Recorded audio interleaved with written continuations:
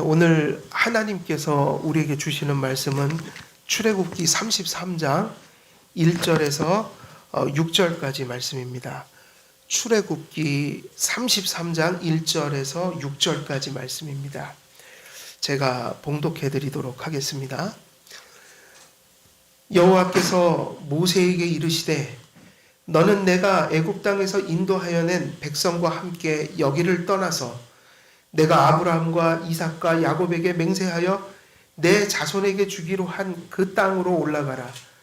내가 사자를 너보다 앞서 보내어 가나안 사람과 아모리 사람과 헷 사람과 브리스 사람과 히윗 사람과 여부스 사람을 쫓아내고 너희를 적과 꿀이 흐르는 땅에 이르게 하려니와 나는 너희와 함께 올라가지 아니하리니 너희는 목이 곧은 백성인즉 내가 길에서 너희를 진멸할까 염려함이니라 하시니 백성이 이 준엄한 말씀을 듣고 슬퍼하여 한 사람도 자기의 몸을 단장하지 아니하니 여호와께서 모세에게 이르시기를 이스라엘 자손에게 이르라 너희는 목이 곧은 백성인즉 내가 한순간이라도 너희 가운데에 이르면 너희를 진멸하리니 너희는 장신구를 떼어내라 그리하면 내가 너희에게 어떻게 할 것인지 정하겠노라 하셨습니다.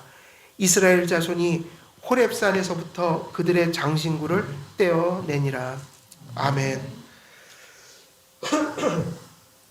오늘 이제 33장 1절에서 6절 또 새로운 본문 설교하는데 이 본문은 우리가 앞에 설교했던 9절 30절에서 35절에 이어지는 내용입니다.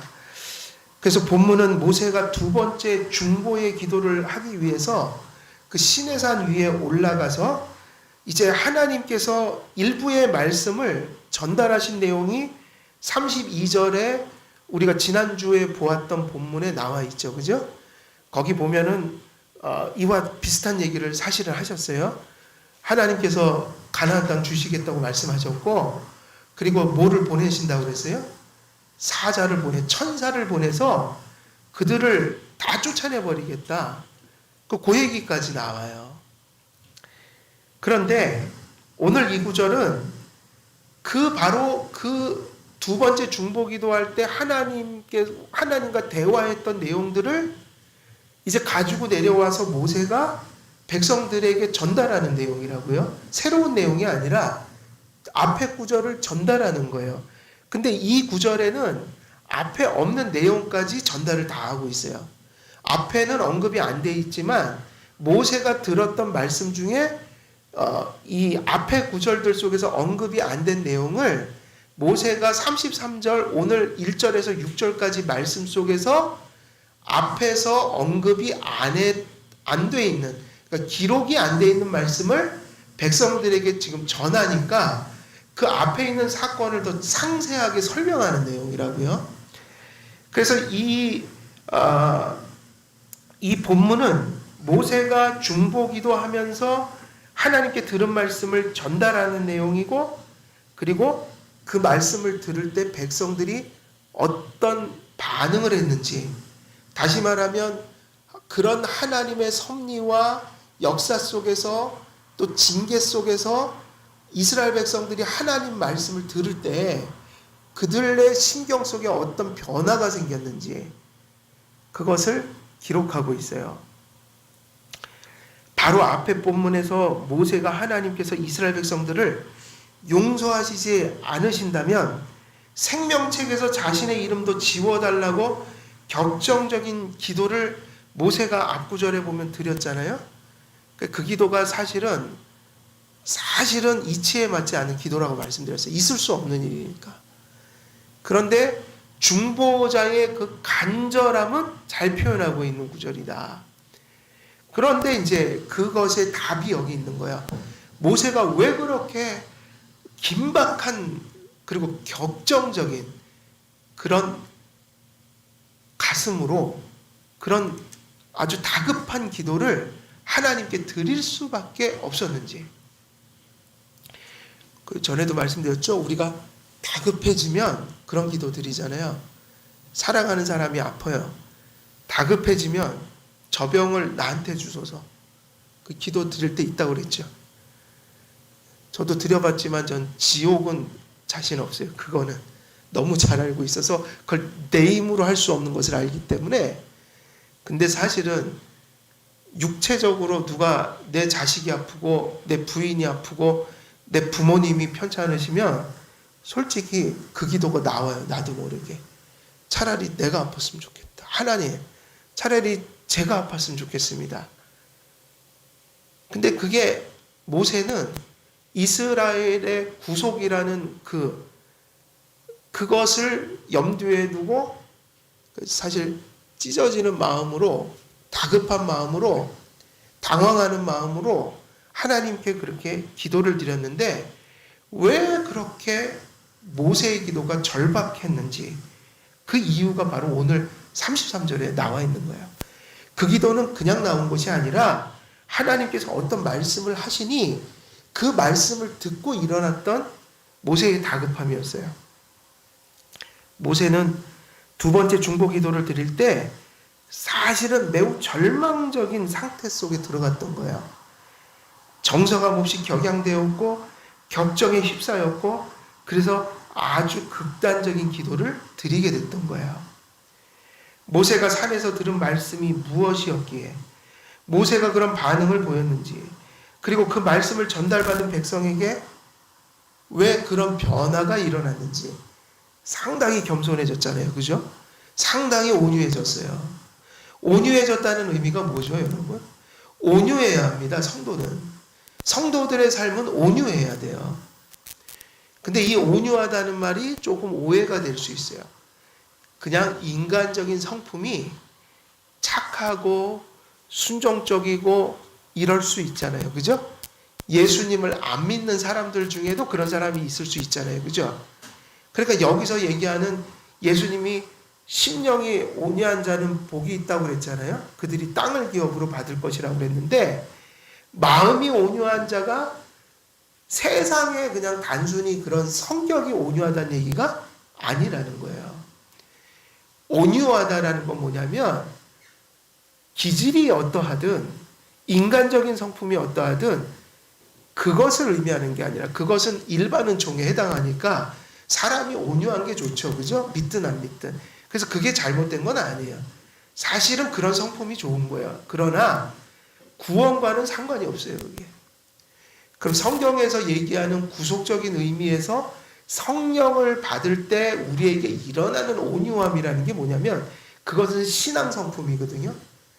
그 온유함은 이런 기질인 거예요. 하나님이 좌하라고 하면 좌하고 우하라고 하면 우하는 거예요. 그러니 하나님이 성경에서 그런 말씀을 기록해 놨어요. 아브라함에게 아주 좋은 예를 심어 놓은 거예요. 아브라함에게 네 자식을 번제물로 어떻게 해라? 바치라 했죠. 그죠? 그러니까 아브라함이 어떻게 했죠? 바쳤죠.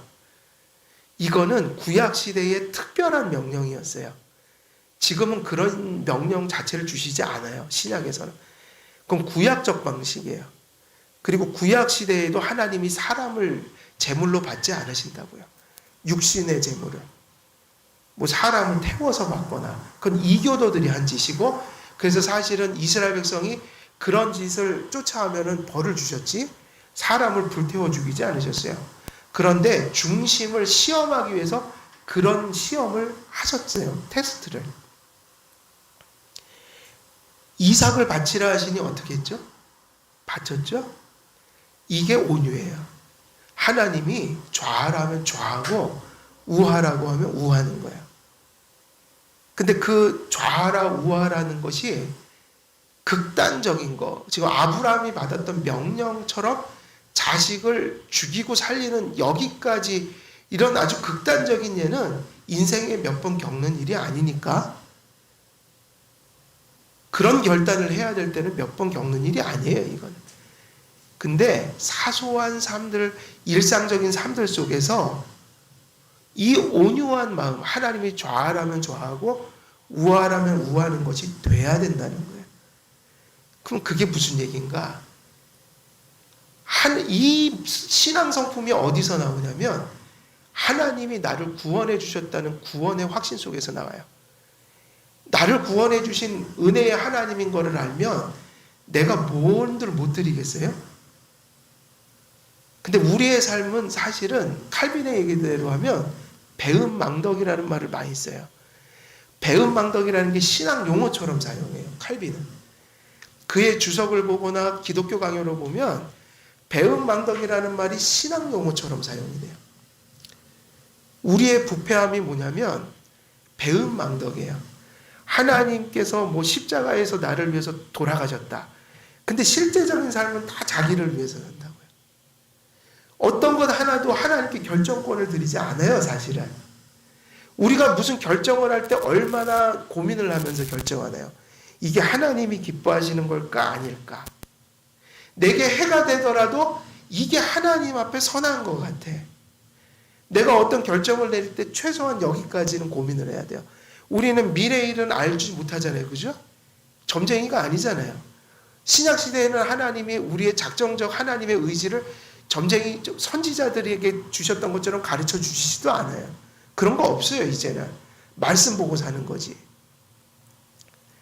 그럴 때 우리가 어떤 결정은 항상 우리의 말씀을 살피고 상황을 살피고 성경의 교훈적 의지를 살피면서 다 생각해 보니까 이게 하나님이 그래도 하나님이 기뻐하실 여기까지 나의 판단은 하나님이 기뻐하실 그런 뜻이라고 내가 판단해서 하나님 제가 이렇게 결정합니다. 그러나 저 미련하니 혹시 이게 잘못된 결정이면 선한 길로 인도해 주옵소서 이런 마음인 거여야 돼요. 모든 선택들이요.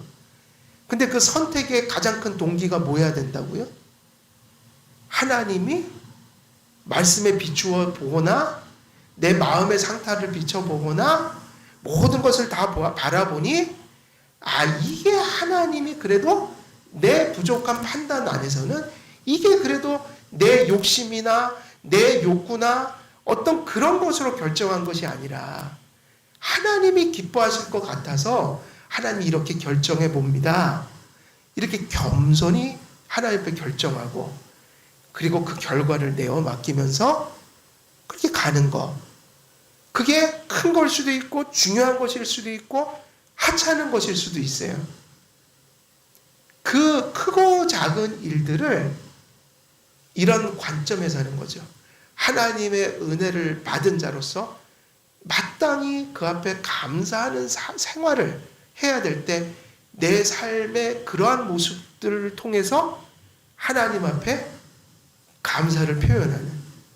그리고 두 번째는 내가 나의 인생의 주인이 아니라 누가 주인이라는 거예요? 하나님이요. 그러니까 당연히 내가 결정하고 통보하는 식의 기도가 되면 안 되고 기도 자체가 하나님의 뜻을 발견하기 위해서 기도해야 되는 거죠. 그러면서 이제 깨달은 게 하나 있는데 그렇게 가슴에 전율이 흐르면서 기도할 때마다 뜨거워졌던 그래서 확신했던 그게 한순간에 내 생각이었다는 걸 깨닫게 된 거죠. 내 감정이었고 내 착각이었다. 그럼 그 감정들이 다 어디서 왔냐면 그건 성령께서 주신 게 아니라 그건 내가 만든 거죠. 그러면서 사람은 그렇게까지 착각할 수도 있구나. 그게 다른 사람이 아니라 누구에게서 발견한 거예요? 그 어리석음을? 제 안에서요. 그것도 신학교 다닌다는 사람이. 사실은 그럴 수도 있죠. 왜 그럴 수 있을 것 같아요? 우리는 한치 앞을 모르니까. 모르니까요. 그리고 한 가지 깨달은 거. 그걸 딱 거두고 나니까 왜 그렇게 마음이 편해요? 저는 되게 힘들 줄 알았는데 너무 마음이 기뻐요.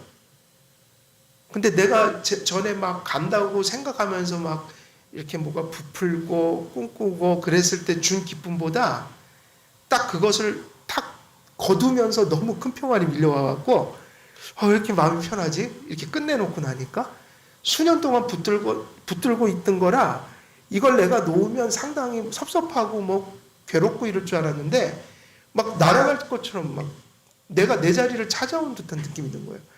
그래서 그냥 즉시로 달려가서 학신에다가 넣던 거예요, 원서를. 너무 즐거웠어요, 마음이. 즐거웠다기보다 평안한 거죠. 뭔가 그냥 내 자리를 찾은 것 같은. 나는 오히려 그게 더 성령님이 주신 은혜인 것 같았어요. 중요한 거는 뭐냐면 제가 이 얘기를 하고 싶은 거예요. 항상 우리의 삶의 주인은 누구예요? 누구죠? 하나님이시잖아요. 근데 우리는 보통 어떻게 사냐면 저같이 사는 거예요. 다 결정해놓고 다 끝내놓고 그 다음에 기도하는 거예요. 근데 하나님의 뜻이 아니어도 이루어질 수 있어요, 없어요? 내가 바라던 일이 이루어질 수 있죠. 교훈적 의지는 아닌데 작정적 의지 속에는 그걸 허락할 수는 있어요. 근데 그게 하나님이 바라시는 뜻은 아니고 기뻐하시는 뜻은. 그런 일이 일어날 수 있는 거예요. 그러니까 우리에게 있어서 알지 못하고 한치 앞을 내다보지 못하는 그 삶에 대한 겸손함이 있어야 될 뿐만 아니라, 그러나 우리는 이 세상을 살면서 무언가는 실제적인 결정을 하면서 살아가야 되잖아요. 그러면 당연히 결정을 해야 돼요. 근데 그 결정이 그런 마음속에서 와야 되는 거예요. 무엇을 하든 하나님이 무슨 결과를 주시든 그것은 하나님께 감사하고 영광 돌리는 일이어야 된다는 거. 그리고 누가 내 인생의 주인이니까 내가 결정하는 게 아니라 누가 결정하셔야 되는 거예요? 하나님이요. 그래서 나의 결정은 하나님의 뜻을 확인하는 작업들이 돼가야 한다. 그러면 이게 크고 작은 일들 속에 이게 배어 있어서 그렇게 하나님을 살피고 하나님의 뜻을 또 깨닫기 위해서 기도하고, 답을 내놓고 기도하는 게 아니라 답을 얻기 위해서 기도를 하는 거죠. 그리고 그런 긴 시간과 고민 속에서 그래도 이 부족한 판단력 속이지만, 그런 분별력을 가진 우리들이지만 그래도 나에게는 이것이 하나님에게 합당한 최선의 결정이라고 생각해서 하나님 앞에 겸손하고 조심스럽게, 하나님 그래도 이거 여기까지밖에 제가 판단을 못하니까 이렇게 하겠습니다. 그리고 나머지는 어떻게 해야 돼요? 나머지는 그래도 하나님의 뜻이 아니라면 우리가 할 수 있는 일은 그것밖에 못하는 걸 하나님이 아시니 하나님이 또 자비로서 지켜주시겠죠. 그리고 되어진 결과는 어떻게 하는 거예요? 결과에 대해서는 A든 B든 그게 하나님의 주권적인 결과들이니까 그것을 자족함으로 받아들일 줄 알아야 되는 거죠. 그리고 거기서 내가 해야 될 일을 또 찾으면서 그게 내 삶이 되도록 만들어야 돼요. 그러니까 세상 사람들도 두 가지 부류의 사람이 있더라고요. 어려운 일을 당해요. 그럼 그 어려운 일 속에서 자기가 뭘 할 수 있을까라고 생각하면서, 하나님도 없는 사람이 그래도 인생관을 그렇게 갖고 우리가 볼 때는 완전히 모든 게 다 깨져버렸는데 그래도 그 안에서 신을 내가 있는지 없는지는 잘 모르지만 그래도 뭔가 인생은 의미 있는 거야. 그러면서 이게 다 망가진 삶이라도 그지, 내가 할 수 있는 일을 찾아 최선을 다해야죠. 이러면서 사는 불신자들이 있다고요. 근데 요즘에는 그리스도인들이 그렇게 살지 않는 것 같아요. 예. 우리는 엄청난 분을 모시고 살면서도, 그죠? 모든 것이 합력하여 선을 이룬다는 그 진리도 알잖아요? 근데 실제로는 눈앞에 있는 것 때문에 죽고 넘어지고 막 절망하고 막 엎어지고 삶이 막 엉망이 되고 이러고 살더라는 거예요. 온유하다라는 게 뭐냐면 그런 하나님의 뜻을 받아들이고 사는 인생이란 얘기예요. 하나님의 의지를 받아들이고 산다. 뜻을 받아들이고 산다. 하나님이 행하시는 그분의 결정을 받아들이고 산다. 온유한 거는 누구를 받지 않으면 불가능한 일이에요. 성령을 받지 않으면 불가능한 일이에요. 근데 이 하나님의 백성들이요, 이 하나님께서 말씀을 들려주시고 징계를 하시고 또 하나님의 은총과 약속으로 그 아픔을 조절하시면서 그렇게 이끌어 가실 때 지금 자꾸 이제 긍정적인 모습, 희망이 생기는 거예요. 어디를 향해 가요? 회개로 자꾸 다가가고 있다. 그래서 이 백성들이 마음이 지금 어떻게 돼가냐면 강팍한 상태. 하나님의 뜻이고 뭐가 없는 거야. 그냥 제 뜻대로 사는 거야. 그런데 이제 점점 뭐를 듣기 시작해요? 자, 하나님의 말씀을 듣기 시작하는 거죠. 이제 들려지기 시작하는 거예요. 그 소리가. 그러니까 거기에 반응하기 시작해요. 하나님께서 애굽에서 가져온 긴고 금고리 이런 거 다 갖다 버려. 근신해. 이러니까 듣기 시작해요. 외형적인 회개만이 아니라 가슴속에 뭘 느꼈다고 돼 있어요? 죄 짓고도 말똥말똥, 그죠? 하나님 앞에 목을 뻣뻣이 세우고 있다가 이제 슬퍼하기 시작하는 거예요. 이게 은혜예요. 죄 지었을 때는 이 은혜가 있어야 돼요. 우리가 하나님 앞에 죄 지었을 때는 이 은혜가 있어야 돼요. 네. 그래서 우리가 이제 이 모세가 범죄한 백성들에게 전한 말씀은 이렇습니다. 먼저 여호와께서는 아브라함과 이삭과 야곱에게 맹세하여 그 자손들에게 주시겠다고 하신 땅을 주시겠다고 말씀하십니다. 그리고 사자를 앞서 보내시어 약속된 땅의 원주민을 쫓아내고 이스라엘 백성들로 그곳을 차지하시겠다고 말씀합니다. 그래서 이 말씀이 앞에 구절들에 이렇게 기록이 되어 있는데 여기도 또 33장에도 기록되어 있잖아요. 그럼 이 구절을 저는 옛날에 읽으면서 이게 복인 줄 알았어요. 그래서 이해가 또 안 되는 거예요. 이스라엘 백성들이 막 슬퍼한다. 이게 뭔 뜻인지를 잘 몰랐어요. 읽으면서도요. 여러분들이 보실 때도 어떻습니까? 이 유명한 구절이잖아요. 아브라함과 이삭과 야곱에게 맹세하신 땅을 주신다. 이게 사실은 이스라엘 백성들의 존재 이유였어요. 그죠? 아브라함을 이 약속 때문에 불러내시고 이 하나님의 백성이 시작됐잖아요. 그리고 그들의 최종 목적지는 어디였어요? 애굽에서 이렇게 탈출시키시고 이제 그들에게 주신 그 목적지가 어디였냔 말이에요. 어디였죠? 가나안 땅이었잖아요. 그럼 이 구절을 읽으면은 그것을 주시겠다는 거예요, 지금. 그러면 사실은 이 정도 되면 하나님의 궁극적인 그 이스라엘 백성들에게 준 약속이 성취되는 건데, 그런데 그래서 얼핏 보면은 비옥한 땅을 주시겠다는 하나님의 말씀은 무슨 소리로 들릴 수 있을까요? 어쩌면 즐거운 소리처럼 들릴 수가 있었어요. 그러나 이 말씀은 즐거운 말씀이 아니라 이 말씀이 언제 들었다고요? 33장에서 들은 거예요? 32장에서 들은 거예요? 32장에서 들은 말씀을 내려와서 전하는 거잖아요? 근데 이 말씀이 바로 누구를 격렬한 감정을 가지고 하나님 앞에 극단적인 기도를 하게 만들었어요. 이 말씀 때문에. 모세가 생명책에서 자기 이름을 지워달라고 했던 그 기도가 이 말씀 때문에 온 거예요. 이 말씀 때문에 일어난 거예요. 이 말씀은 이스라엘 백성들을 또 어떻게 만들었어요? 즐겁게 만든 게 아니라 두렵고 슬프게. 하나님께 회개하고 복종하는 태도를 사실은 이 말씀이 만들어냈어요. 아주 두렵게 만든 거예요. 이스라엘 백성들을.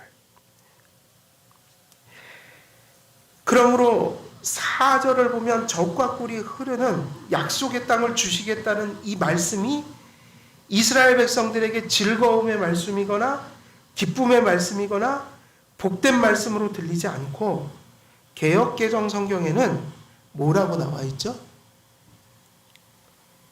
오늘 본문에는 이 하나님께서 애굽 땅으로 보내주겠다 이 말씀이 4절에는 무슨 말씀으로 규정이 명시적으로 되어 있어요? 그 준엄한 말씀이에요. 준엄한 말씀. 이 준엄함이라는 말씀은 어떤 뜻이냐면 라는 히브리어인데 이것은 나쁘다는 뜻이에요. 나쁜. 그리고 악하다라는 뜻이에요. 그리고 이 말씀에 그 따발이라는 그 말씀이 합쳐져서 소위 말하면 준엄한 말씀 이렇게 해석을 해놓은 거죠. 그래서 준엄함이라는 말은 나쁘고 악한 거 그리고 거기에 말씀이 붙었으니 여기서 말씀이라는 뜻은 말씀 혹은 사건 이런 뜻이 담겨 있어서 이렇게 볼 수 있는 거죠. 하나님께서 좋은 말씀을 전한 게 아니라 지금 어떤 말씀을 전했다고요? 그죠? 이렇게 나쁘다면 악한 게 되게 하나님은 악한 말씀을 한 건 아니잖아요. 근데 내용이 매우 이스라엘 백성들에게는 나쁜 거였더란 말이에요. 좋지 않은 거. 그래서 준엄한 말씀 혹은 그 말씀을 통해서 전해준 사건 이렇게 되는 거예요. 그래서 흥정역은 뭐라고 얘기하고 있냐면 these evil things 해갖고 이 불운한 말씀 이렇게 영역을 해놨고 또 다른 성경에는 these distressing word 그래갖고 이 괴로움을 주는 말씀 distressing 그래서 괴로움을 주는 말씀 표준 세번역에는 이렇게도 표현되어 있어요. 참담한 말씀이다. 이 말씀이 뭐였냐면 이스라엘 백성과 모세에게 참담한 말씀이었다. 현대인의 성경은요. 이것이 서운한 말씀이었다. 서운한 말씀.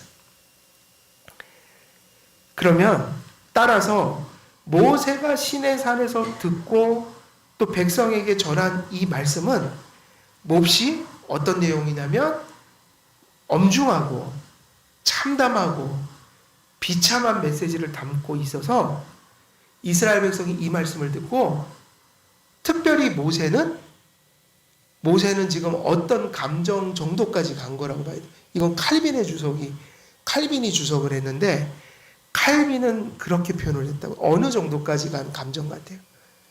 거의 이렇게 약간 이성을 잃은 상태 있죠.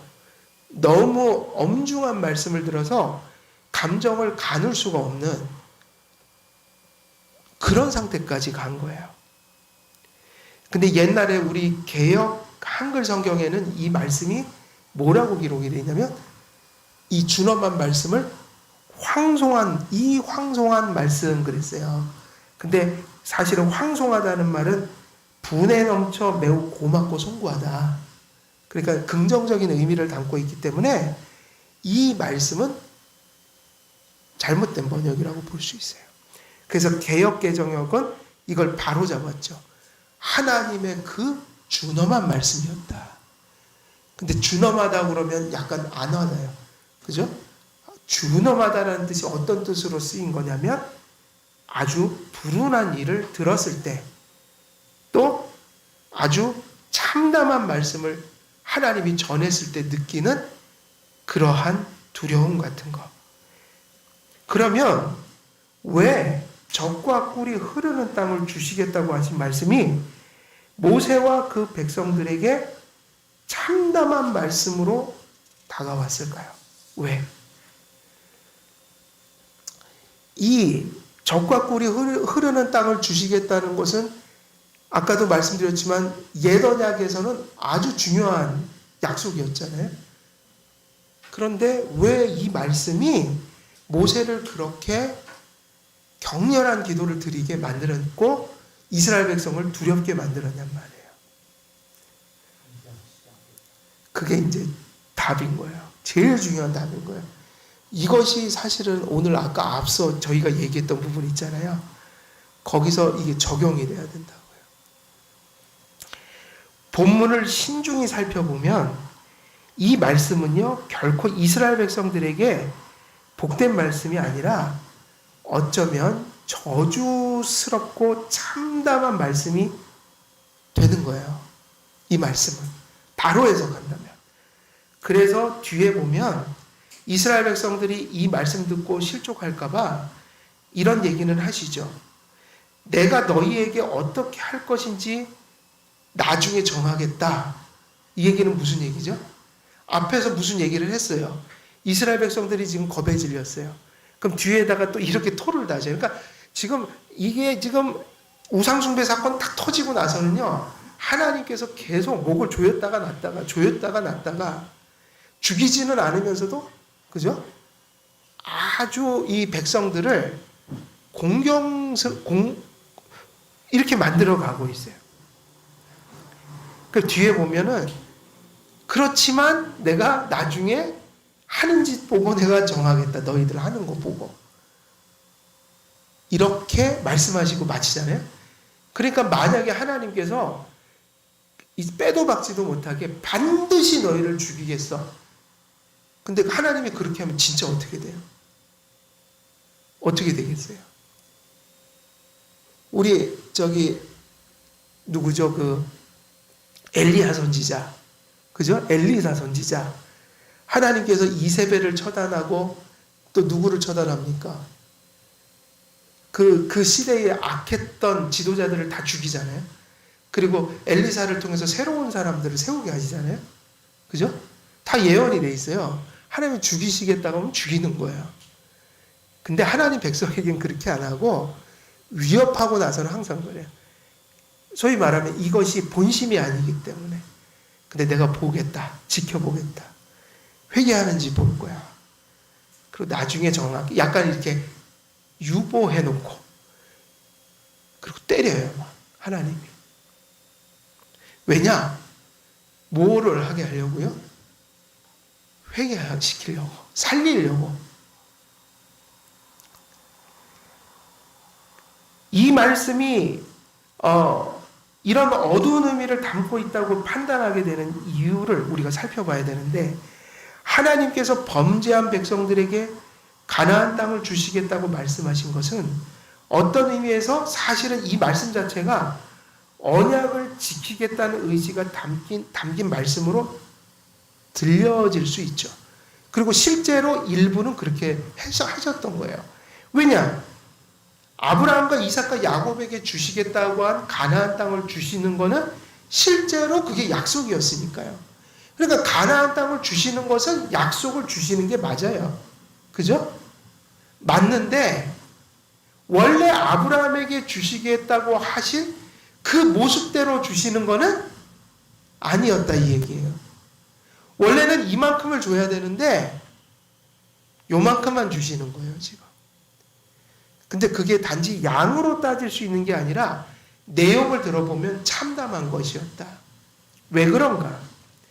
하나님께서는 당신의 신실하심이 비방받지 않기 위해서 아브라함과 이삭과 야곱에게 주신 약속을 이행하시려고도 하셨어요. 하나님이 만일 약속을 무조건적으로 다 어겨버리면 하나님이 어떤 분이 되죠? 이건 약속이니까. 비록 이스라엘 백성들이 자신들이 악해서 약속이 파기되었을지라도 인간들은 누구를 비방해요? 하나님. 약속 안 지키시는 하나님이다. 제가 그런 거 많이 봤거든요. 자기가 잘못 살아갖고 실패하고 자기가 악하게 살아갖고 어려움을 당하면서 또 누구를 원망하는 것 같아요. 잘못되면. 누구를 원망할 것 같아요. 하나님 원망한다니까요. 자기가 잘못 살아갖고 거둔 결실인데 그렇게 어려움을 당하면 누구를 원망하냐? 하나님을 원망해요. 좀 많이 봤어요, 그런 사람들. 자기가 잘못 산 거란 말이에요. 그런데도 하나님을 원망해요.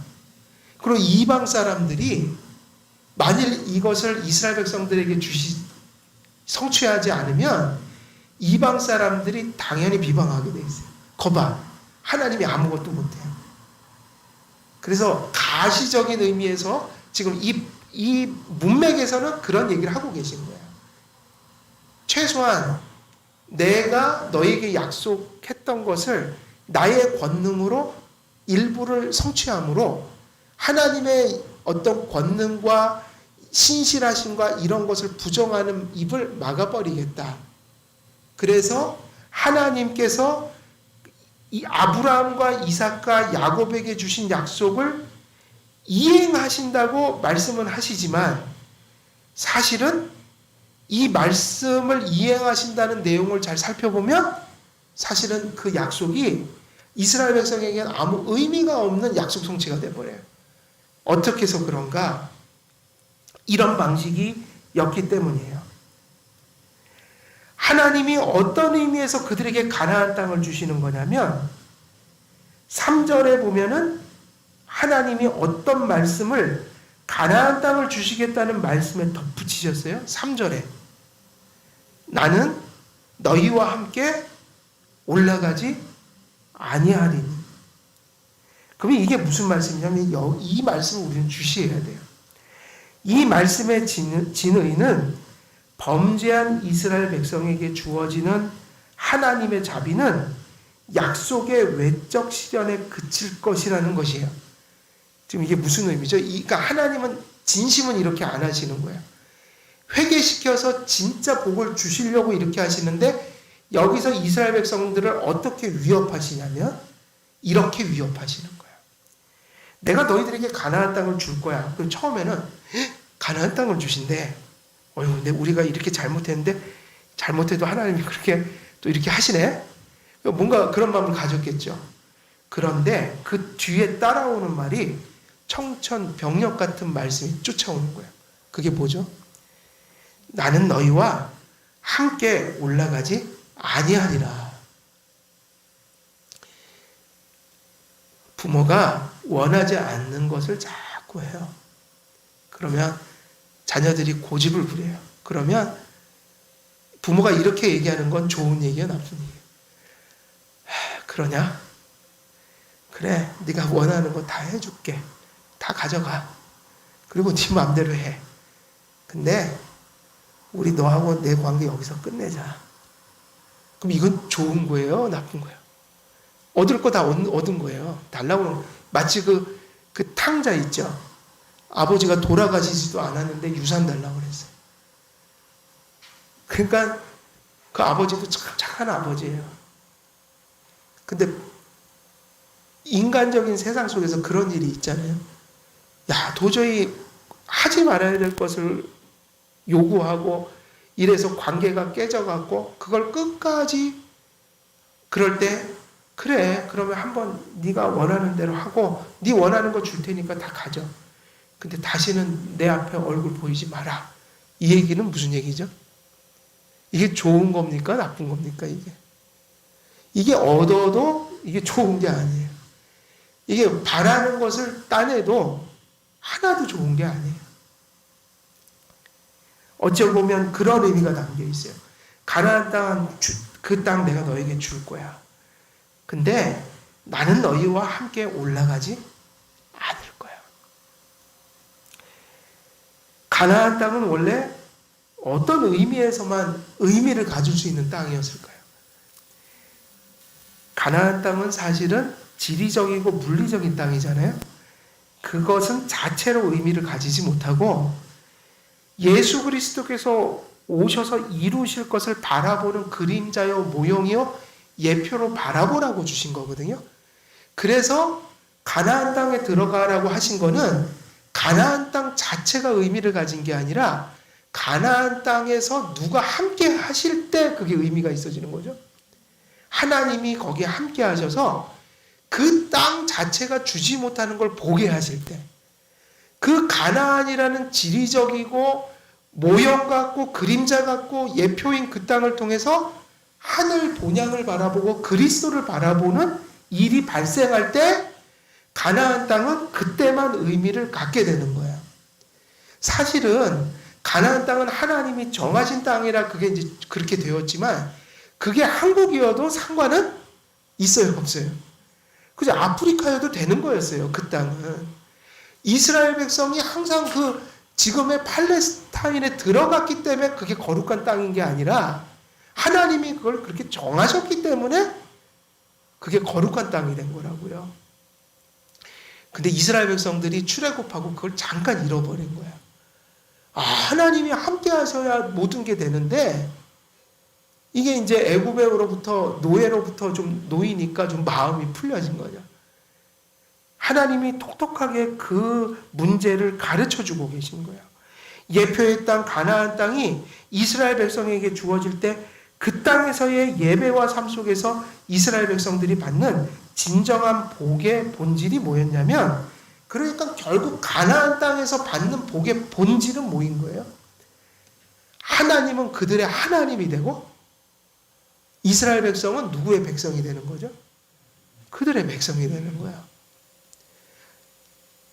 여호와 하나님은 한길교회 성도님들의 하나님이 되시고, 그죠? 한길교회에 등록하신 모든 우리 한길교회 성도님들은 그의 백성이 되는 것이 우리가 한길교회에서 믿음 생활할 때 받은 최고의 복이라는 거예요. 그게 우리 교회의 존립 이유고 근거고 목적이에요. 실제로 이스라엘 백성들에게 지리적이고 물리적인 땅 가나안을 주시려는 그 목적은 하나님께서 그 안에서의 예배와 삶 속에 거하시기 위함이었던 거죠. 그 예배와 삶 속에 하나님이 거하시기 위함 하셨던 것이었죠. 그런데 그래서 레위기 11장 45절을 보면은 나는 너희의 하나님이 되려고 너희를 애굽 땅에서 인도하여 낸 여호와라, 내가 거룩하니 너희도 거룩할지니라 그랬는데, 하나님께서 가나안 땅은 그것을 담는 그릇인데 지금 그렇게 말씀하시는 거죠. 그릇은 주겠는데 그 안에 있는 주려고 했던 알맹이는 미안하지만 너희들에게 못 주겠어. 그래서 가나안 땅은 내가 최소한 줄 거야. 그렇지만 나는 이제 더 이상 거기에 없을 것이다. 이 말씀을 이스라엘 백성들은 역시 이스라엘 백성인 거예요. 아무리 망가지고 병들어도 하나님이 그들을 버리시지 않으시니까, 하나님이 그들을 징계해서 자꾸 그 영혼을 깨끗하게 만들어 가시니까, 방금 전까지 우상숭배를 했지만 그 지금까지 설교해온 본문 속에서 하나님의 징계와 말씀을 계속해서 들으면서 이스라엘 백성들이 급기야 이 말씀을 알아듣는 데까지는 깨어나게 된 거예요. 만일 깨어나지 못했고 하나님이 징계하지 않았고 계속 말씀으로 각성시키지 않았으면 이 말씀의 뜻을 알았을까요? 몰랐을까요? 그걸 가지고 쇠기의 경일기라고 하잖아요. 아마 몰랐을 거예요. 어쩌면 이스라엘 백성의 분위기는 이랬을 거예요. 가나안 땅을 보내겠다. 사자를 앞서 보내주겠다. 이스라엘 백성이 환호를 치면서 와, 우리 야, 이렇게 범죄하고도 또 형통하네. 이랬을 거예요. 근데 그게 아니라 이스라엘 백성은 금세 깨달았어요. 근데 그게 거저된 게 아니라 용서하신 백성을 하나님이 개입하셔서 고쳐가셨기 때문에 거기까지 깨어날 수 있었던 거예요. 그래서 하나님의 백성은 하나님의 백성인데, 하나님의 백성의 가장 큰 특징이 뭐겠어요? 이 말씀대로 하면 이게 우리가 사는 이유예요. 죽지 않고 사는, 구원받는 하나님 말씀을 듣게 된 거예요. 다시 그게 복이라는 거예요. 들려지더라 말씀이. 따라서 하나님과 화목이 없는, 하나님과의 관계가 깨져 있는, 하나님 없는 가나안 땅은 아무런 의미가 없다는 말을 이스라엘 백성은 이 말씀을 들으면서 캐치했다는 거예요. 놀랬던 거예요. 원래 가나안 땅을 주시겠다는 약속은 그런 게 아니었는데, 지금 하나님이 우리에게 가나안 땅 들어가라는 저 말씀의 뉘앙스는 아브라함이 들었던 그 말씀이 절대 아닌 거예요. 그거를 깨달았어요. 여기서 우리는 그러한 교훈들을 얻게 돼요. 하나님의 백성이 가장 두려워해야 할 것은 무엇인가요? 하나님의 백성들이, 거듭난 백성들이 어떤 말씀을 가장 두려워하게 될까요? 하나님의 사람들은 무슨 이야기를 가장 두려워할 것 같아요? 그거예요. 그게 최고의 관심사여야 되는 거예요. 하나님이 우리를 버리신다? 이게 있을 수가 없는 거고, 하나님이 우리와 함께 하지 않아? 하나님의 자녀를 그렇게 하시는 일은 없지만 하나님의 자녀들 속에는 생명이 있기 때문에 그 말 자체가 최고로 듣기 싫은 소리가 돼야 돼요. 체질상. 그건 있을 수도 없는 일이고 그런 일은 상상만 해도 나는 두려워서 그래서 우리가 그런 하나님이 우리와 멀어진다는 것 자체가 버리는 건 둘째치고 하나님과 멀어지는 것 자체가 우리에게 너무 괴로운 일이어야 한다. 왜 그런가 그러면 그 율법주의하고 차이예요. 하나님이 계시고 거듭났기 때문에 그들의 성향 자체가 그렇게 돼 있어야 되는 거예요. 이스라엘 백성은 하나님의 백성이었어요.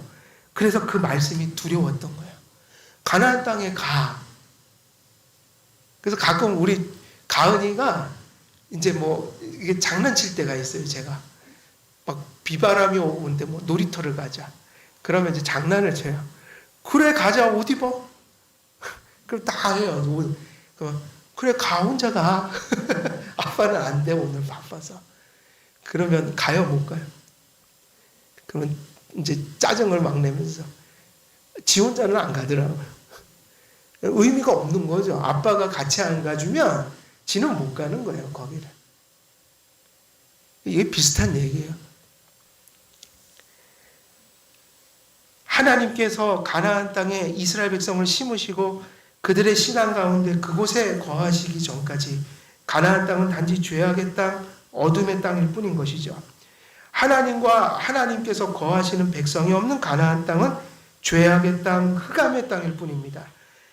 그런데 지금 이 본문에서 하나님께서 가나안 땅을 이스라엘 백성에게 주시겠다고 말씀하신 바는 언약의 외적인 것을 실행하겠지만 뭐는 안 하겠다는 거예요.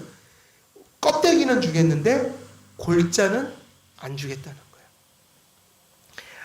하나님께서 그들의 하나님 되심과 그들을 하나님의 백성 삼으심을 철회하시겠다는 의미로 그들을 위협하고 있는 거죠. 진심은 아니지만 회개시키려고. 그래서 외적인 형식은 실행되지만 내적인 골자가 철회된 언약은 그들에게 아무런 행복을 가져다 줄 수 없는 것이라는 것을 이스라엘 백성들이 깨달았던 거예요. 시간이 돼서 오늘 여기까지 마쳐야 되겠는데, 그럼 오늘 여기까지 본문 말씀이 여기까지 이제 선포가 됐지만, 여기서 이제 어느 정도 우리는 핵심을 취할 수 있어요. 가나안 땅, 하나님 없는 가나안 땅은 의미가 없는 거잖아요. 우리가 예배를 하고 우리가 이제 생활 속에서 살아가요. 그죠? 6일 동안 일도 하고 뭐 가정도 돌보고 뭐 수없는 사람을 만나고 이런저런 일들을 하면서 산다. 우리의 외적인 예배든 또 우리의 생활이든 우리가 항상 그런 마음을 가지고 살아야 된다. 우리가 정말 하나님의 은혜 언약 백성으로서의 복을 누리고 살아가려면 어떤 의식들이 있어야 되냐면 하나님께서 주신 그 모든 외적 삶들, 그것이 예배와 관련된 것이든 우리의 일상생활이든 거기에 누구를 모시고 살아야 되는 거예요. 예. 예를 들면 우리가 무언가를 간절히 원해요. 그러면 간절히 원하는 걸 가질 수는 있어요. 그죠? 소유하거나 잃을 수 있는 게 두 가지 가능성인데 때로는 얻고 때로는 잃어요. 그런데 이름 속에도 하나님을 모시면 그것이 우리에겐 복이 될 수가 있고 무엇인가를 소유했더라도 그것에 하나님을 두지 않으면 그것은 진정한 우리에게 복이 될 수가 없을 뿐더러 그것이 우리 인생에게 진정 어떤 것을 줄 수가 없는 거예요.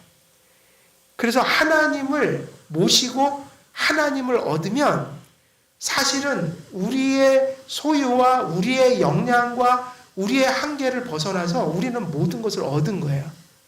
우리가 가진 작은 것으로 최대한의 것을 누릴 수 있어요. 그러나 모든 것을 갖고 모든 것을 누리고 모든 것을 성취하고 우리의 한계가 모든 사람들보다 클지라도 그곳에 하나님을 모시지 못하면 그 모든 것들이 아무 의미를 갖지 못하게 된다. 그래서 우리가 두려워하는 거는 그거라고 그랬죠. 하나님이 우리와 함께 하시지 않겠다.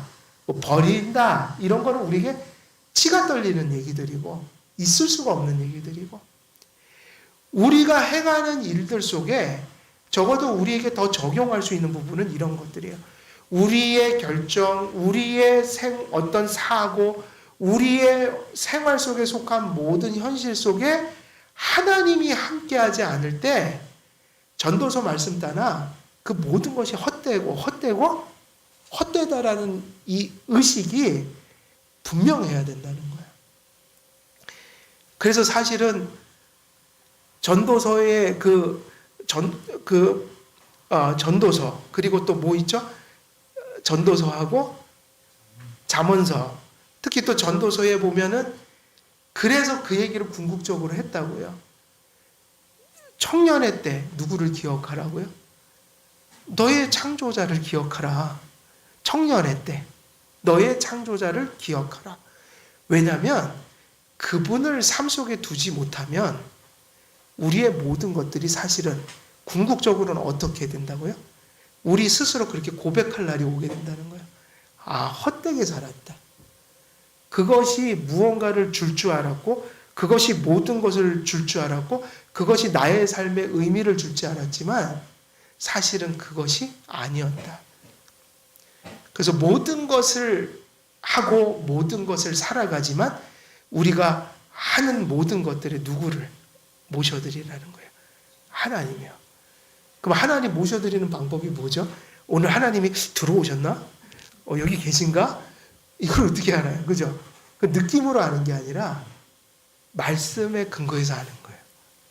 그러니까 결국 하나님을 두고 사는 건 그 얘기겠죠? 모든 삶 속에서 하나님의 말씀을 자꾸 염두에 두고 살아가는 거예요. 그래서 그걸 근거해서 살려고 노력하는 거예요. 그게 바로 하나님을 모시는 길인 거죠. 우리 한길교회 모든 성도님들 모든 예배와 모든 생활 속에 하나님을 모시고 사는 삶을 그렇게 살아감으로 큰 은혜를 받으시는 여러분 되시기를 주 예수 그리스도의 이름으로 축원드립니다. 기도하겠습니다. 살아계신 하나님 아버지, 오늘도 본문 말씀을 통해 가나안 땅을 하나님께서 주실지라도 그곳에 내가 너희와 함께 올라가지 않겠다라고 말씀하실 때 그 모든 외적인 복들이 어떤 의미를 갖는지 다시 한번 깨닫게 되었습니다. 예배와 생활의 현실의 모든 삶 속에 하나님의 말씀을 늘 생각하며 하나님의 말씀과 성령 안에서 하나님을 모시고 사는 삶을 우리가 순간순간 살아갈 수 있도록 큰 은혜로 함께하여 주시옵소서. 감사드리옵고 우리 주 예수 그리스도의 이름으로